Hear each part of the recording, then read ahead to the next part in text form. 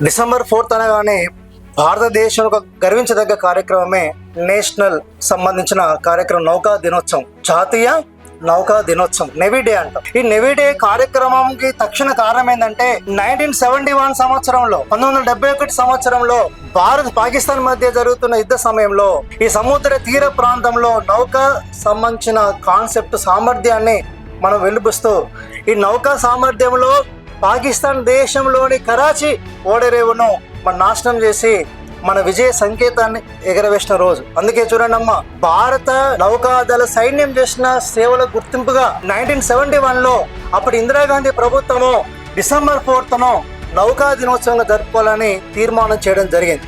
అందుకే అప్పటి నుంచి మన భారత ప్రభుత్వం ప్రతి ఏడు కూడా డిసెంబర్ 4న మన సముద్ర తీర ప్రాంతంలో నౌకాపరమైన సేవలు అందిస్తున్న సిబ్బందిని స్మరించుకుంటూ ఈ కార్యక్రమాన్ని జరుపుకోవడం జరుగుతుంది. అంతేకాదు మన ఇండియా గొప్పతనం ఏంటంటే భారతదేశము ప్రపంచంలోనే ఒక అత్యున్నతమైన తీర ప్రాంతం కలిగిన దేశం.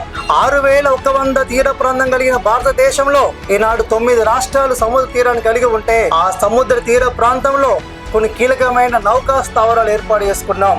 దానిలో ఒకటి విశాఖపట్నం, ఒకటి ఏంటిదమ్మా విశాఖపట్నం అని చెప్పుకుంటాం, కొచ్చిన్ అని చెప్పుకుంటాం, ముంబై అని చెప్పుకుంటాం. ఈ విధంగా కొన్ని ఓడరేవులు ఏర్పాటు చేసుకున్నాం, ఇలాంటి కొన్ని యుద్ధ స్థావరాలు ఏర్పాటు చేసుకున్నాం. అందుకే చూడండి, ఈ రోజున భారత ప్రభుత్వము నిన్నటి రోజున భారత రక్షణ శాఖ మంత్రి పనిచేస్తున్న రాజ్నాథ్ సింగ్ గారు ఒక కాన్సెప్ట్ ఒకటి ప్రకటన జారీ చేయడం జరిగింది.